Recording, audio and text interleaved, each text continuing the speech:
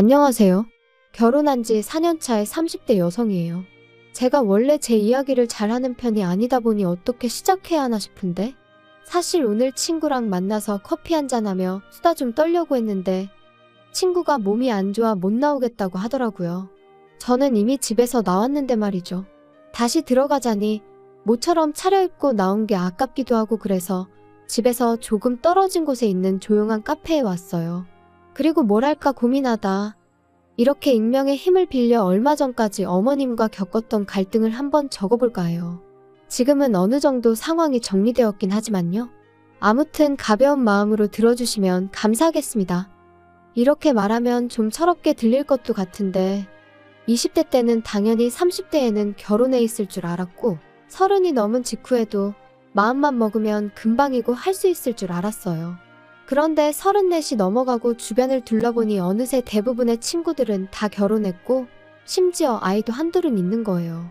그리고 그제서야 제가 너무 안일했구나 싶으면서 그때부턴 빨리 결혼해야겠다는 마음으로 소개팅을 하기 시작했는데 인연을 만난다는 게 밀린 숙제하듯 몰아서 한다고 되는 일이 아니더라고요. 그래서 결국 1년 정도 지난 후에는 한마디로 에라 모르겠다 어떻게든 되겠지 하고 마음을 접으려고 했거든요. 그런데 딱 그 시기에 아는 언니가 자기 후배라며 한번 만나보라고 지금의 남편을 소개시켜주대요. 정말 괜찮은 사람이라고 자기를 한번 믿어보라며 말이죠. 그래서 마지막이다 생각하고 나간 자리였습니다. 그리고 참 웃긴 게 그때는 이미 제가 결혼에 대해서는 열정이랄까 그런 게 어느 정도 식은 상황이었다 보니 첫 만남인데도 불구하고 긴장이 된다거나 그런 게 없더라고요. 말도 술술 잘 나오고 그리고 남편이 말하길 자기도 원래 낯을 꾀가리는 성격이라 걱정이 많았는데 제가 너무 편하게 대해주니까 좋았다나요?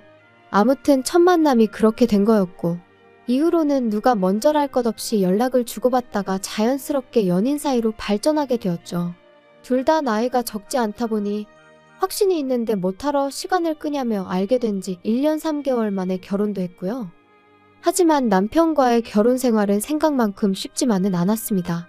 그건 바로 끝도 없이 무언가를 바라시는 시부모님과 그런 시부모님께 딱 잘라 입장을 밝히지 못하는 남편의 우유부단한 성격 때문이었죠. 일단 저는 결혼 전에 시부모님하고는 딱 2번 만난 게 전부였어요. 그리고 그 2번마저도 처음 결혼 허락을 받기 위해 시댁에 인사를 드리러 갔던 날과 상견례 날이었다 보니 솔직히 시부모님이 어떤 분들인지 파악할 여유 따위는 없었거든요. 그런데 막상 식을 올리고 나니까 시부모님과 친정부모님은 왜 이렇게 다른 건지 사실 경제적인 부분이라던가 그런 것만 놓고 보자면 시댁이나 친정이나 큰 차이는 없었거든요. 그런데 예를 들어 식당에 간다고 하면 시부모님은 당연히 저희 부부가 산다고 생각하시는 반면 친정에서는 저희 자리 잡을 때까진 그래도 부모 그늘 아래 있다고 생각하라며 친정부모님이 먼저 내주시고 어디 장을 보러 가도 시부모님은 당연히 저희가 시부모님 몫까지 계산해줘야 한다고 생각하시는 반면 친정부모님은 그동안 먹고 싶었는데 비싸서 못 산 거 있음 지금 사라고 해주시고 솔직히 엄청 큰 단위의 돈이 오가는 건 아니었지만 그래도 그럴 때마다 얼마나 기분이 상하던지요. 하지만 이런 이유로 저와 어머님의 관계가 이렇게나 최악으로 치닫게 된 것은 아니에요. 결정적인 이유는 지난해 하나뿐인 제 동생이 이혼을 하게 되었는데 도대체 저와 어머님 그리고 제 동생의 이혼이 무슨 상관일까 싶으시죠? 저도 제 동생이 이혼 소식을 알려왔을 때만 하더라도 그 일이 저한테까지 여파가 있을 거라곤 상상도 못했는걸요. 일단 제 동생 이야기를 해보자면 제 동생은 저와 달리 결혼을 일찍 했어요. 혼전 임신 그런 건 아니었고 당시 4년째 만나던 제부 쪽 아버님 그러니까 사돈어른 건강이 안 좋아지면서 그쪽에서 하루빨리 식을 올렸으면 했거든요. 사실 어차피 결혼 이야기는 오가던 사이고 다만 때를 정하지 못하고 있던 커플이었기에 그게 큰 문제는 되지 않았고요. 아무튼 그렇게 둘이 결혼하고 1년 만에 아이를 갖고 또 10개월 후에는 건강한 아들을 낳았고 솔직히 저랑 달리 여동생은 한마디로 교과서 같은 인생을 살았어요. 그런데 지금으로부터 2년 전 당시 조카 나이가 7살이었는데 사고로 세상을 떠났습니다. 동생은 임신을 하면서 직장을 관뒀다가 조카가 5살이 넘어가자 다시 일자리를 알아보기 시작했어요. 나이도 있고 경력이 단절된 기간도 길다 보니 너무 불안하다면서 말이에요. 말이 나왔으니 말이지만 사실 자기 하는 일에 워낙 자부심도 있었고 좋아했던 동생이었기에 회사를 관둬야 될 것 같다고 했을 때는 제가 다 속상하더라니까요. 친정부모님 또한 나름대로 힘들게 뒷바라지한 딸이 결국 전업주부로 살게 된 걸 무척 안타까워하셨고요. 하지만 결국 보란듯이 동생은 재취업에 성공했어요. 그러니 저희 친정은 말 그대로 축제 분위기가 따로 없었답니다. 하지만 얼마 후 만났던 동생의 표정은 어쩐지 밝지만은 않더라고요. 그리고 나중에서야 말하길 사돈어른께서는 동생의 재취업을 무척이나 못마땅해 하셨다대요. 다시 직장에 들어가겠다 했을 때부터 결혼하고 아이를 낳고 했으면 이제 여자 김지영이 아니라 남자 박지훈의 아내이자 박준우의 엄마로만 살아야 한다면서 자꾸 내 인생이 어쩌고 그러면 안 된다고 그거 아주 못된 짓이라고 그러셨다나요? 상견례 때 배웠던 사돈어른의 이미지와는 너무나 상반되던 여동생의 말에 저도 저희 친정부모님도 크게 충격을 받았어요. 아무튼 그리고 이후로도 걸핏하면 그깟 몇 푼 벌어온다고 유세 떠느라 네 할 도리를 똑바로 못하면 가만 안 두겠다. 네 친정엄마한테 전화해서 너 데려가라 할 거다. 정말 별의별 소리를 다 하셨더라고요. 하지만 이후로 동생은 직장 생활도 육아도 그런대로 잘 병행해 나가는 눈치였어요. 그런데 2년 전 그날 동생 말로는 갑자기 회사에서 지방에 있는 공장에 다녀오라고 하더랍니다. 진행 중인 프로젝트에 차질이 생겼네 어쩌네 하면서 직접 현장에 가서 사진을 찍어오랬다나요. 그리고 동생은 그걸 싫다 좋다 할 위치가 아니었기에 어쩔 수 없이 제부한테 전화해 잊지 말고 아들을 유치원에서 픽업하라고 했다는데 제부가 그만 그걸 깜빡했던 거죠. 그리고 그 사이에 혼자 집에 오던 조카가 버스에 치여 며칠 동안 병원에 입원해 있다가 세상을 떠났어요. 이 일로 양쪽 집안에서는 당연히 난리가 났습니다. 아니, 난리 정도가 아니라 말 그대로 초상집이 되어버렸죠. 그런데 어이없게도 이런 와중에 제부 쪽에서 동생 탓을 하기 바쁘더라고요. 애시당초 엄마라는 여자가 밖으로만 돌아다니 이런 일이 생길 수밖에 없었다며 어찌나 비난을 해대던지. 하지만 저희 쪽에서 보기엔 동생의 부탁을 깜빡한 제부가 더 잘못한 거 아닌가 싶었거든요. 그리고 막말로 조카는 제 동생 혼자 낳았냐고요. 그렇지만 동생이 그래도 자기 남편한테는 뭐라고 하지 말라고 그 사람은 자기한테 미안해하고 죽을 만큼 괴로워한다면서 감싸는데 아무튼 그때를 생각하면 지금도 가슴이 찢어지게 아프고 우라가 치밀고 그래요.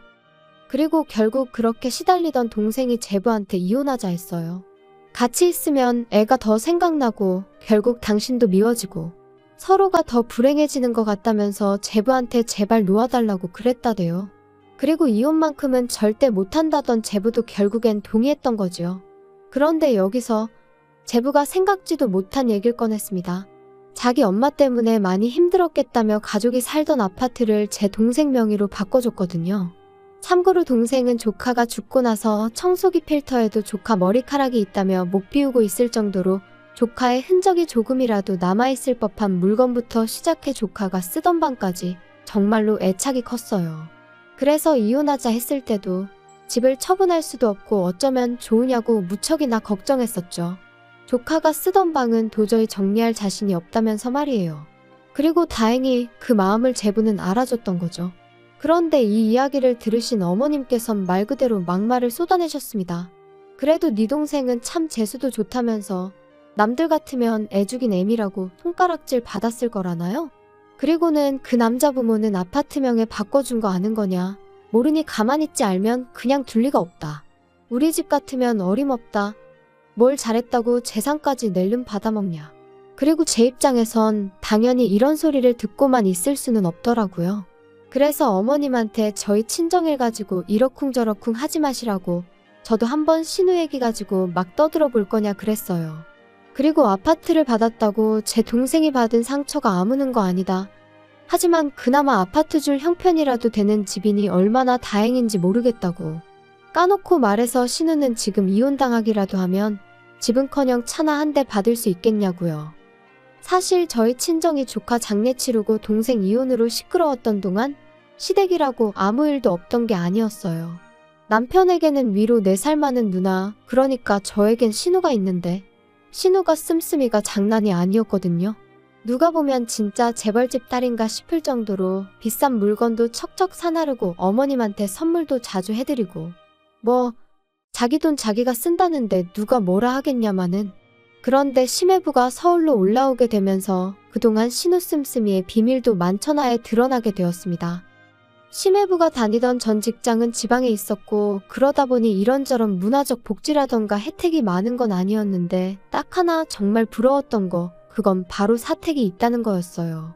사실 남편에게 듣기로 심해부나 신우나 결혼할 당시 모아둔 돈도 없었고 양쪽 집안에서 그렇다고 크게 도와줄 형편도 아니었다 보니 사택은 정말 큰 도움이 되는 상황이었다대요. 그런데 이제 두 사람 사이에 아이가 생기면서 신우는 무슨 생각이었는지 모르겠지만 심해부는 종종 애는 서울에서 키워야 된다 그런 소리를 하더라고요. 그리고 그 소리는 애가 커갈수록 더 자주 들려왔는데 그 집이 원래 엄마인 신우보다 아빠인 심해부가 더 자식 교육에 열을 올리는 편이었거든요. 아무튼 그래서 심해부가 서울에 올라오고 싶은가 보다 올라오겠구나 싶더니 기어이 서울에 있는 회사로 이직에 성공했다면서 2달 안에 이사를 온다는 거예요.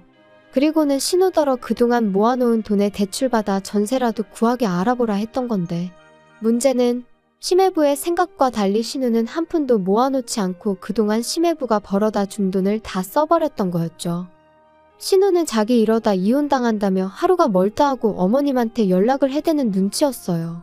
그리고 그렇게 어머님이 내리받은 스트레스는 고스란히 저희 남편한테 전달되어졌죠. 어머님께선 이러다 네 누나 이혼당하면 어쩔 거냐고, 가만히 보고만 있을 거냐, 네 누나가 얼마나 너한테 잘했냐 하시며 남편을 들들 볶으셨는데 사실 신우가 얼마나 저희한테 잘해준 건 없어요. 저는 싫다고 필요 없다고 하는데도 자기가 쓰다 질려버린 명품백을 준다던가 심해부가 안 입는다며 비싼 옷을 남편에게 가져다주는 일이 몇 번 있긴 했지만 솔직히 고맙기는커녕 부담스럽고 짐스러워서 돌려준 지 오래였으니까요. 아무튼 이런 식으로 몇 번 통화가 오가더니 하루는 어쩐 일로 어머님이 남편이 아닌 저한테 연락을 해오셨어요. 그리고는 당신 아들하고는 대화가 안 통한다며 저랑 얘기를 하셔야겠다 하시더니 정말로 저희 집에 오셨습니다. 그리고 사람이 직감이라는 게 있으니까 잘은 몰라도 제가 듣고 싶은 소리는 아니겠구나 싶대요. 그래서 솔직히 뭔진 몰라도 일단 무조건 거절하겠다는 마음으로 어머님과 마주 앉았는데 어머님 말씀은 제 예상을 훨씬 뛰어넘는 것이었어요. 제 동생 이야기를 꺼내시면서 거기서 동생이 혼자 살지 않냐 하시더니 그러지 말고 그 집을 신우한테 잠깐이라도 내주면 안 되겠냐셨거든요. 어차피 제 동생은 이참에 친정에 가 있게 하라는 나름대로 대안까지 제시하시면서 말이죠. 어이가 없어서 제가 그게 말이 되냐 제발 상식선에서 얘기 좀 하시라고 화를 냈어요. 제 동생이 그냥 혼자 그 집에 살고 있는 게 아니고 상황이 상황인지라 그러고 있는 건데 하지만 이후로도 저는 도무지 화를 삭힐 수가 없어서 도대체 사람이 어떤 식으로 뒤틀리면 생각을 그런 식으로 할 수 있는 거냐고 따졌습니다. 그랬더니 어머님이 말씀하시길 죽은 사람 바짓가랭이 붙들고 늘어진다고 돌아오는 거 아니라면서 산 사람이라도 제대로 살아야 하지 않겠냐. 제 동생에게 있었던 일은 안타깝지만 신우까지 네 동생처럼 살았으면 좋겠는 건 아닐 거 아니냐. 네가 나서서 도와주지 않으면 네 신우 이혼당하게 생겼다. 저는 어머님한테 한마디만 더 하시라고 그럼 그땐 저도 가만 안 있겠다 했어요. 제 동생 일은 말 그대로 사고였지만 신우가 그렇게 생각 없이 돈 써댄 건 자기가 작정하고 한 일이니 비교할 바가 못 된다고. 그리고는 어머님도 신우한테 그렇게 받아쓰실 때 이런 날이 올 거 생각 못 하셨냐 받아쳤죠. 그랬더니 어머님이 지금 제가 당신을 취조하는 거냐며 소리를 지르시곤 아무튼 제 동생한테 말 잘하랍니다. 안 그러면 신우가 이혼당하기 전에 저부터 남편 그러니까 어머님 아들하고 이혼하게 만들겠다면서 말이죠. 기도 안 차고 어이없는 어머님의 말씀에 신우한테 전화를 걸었어요. 왜냐하면 저는 적어도 어머님의 억지가 어머님 혼자만의 시나리오인지 아니면 신우랑 혹은 제 남편까지 같이 이야기가 된 건지 궁금했거든요. 이후로 몇 번의 신호음이 울리고 신우가 전화를 받았습니다. 안부를 묻는다던가 떠본다던가 그러고 싶은 마음도 아니었기에 단도직입적으로 물었어요.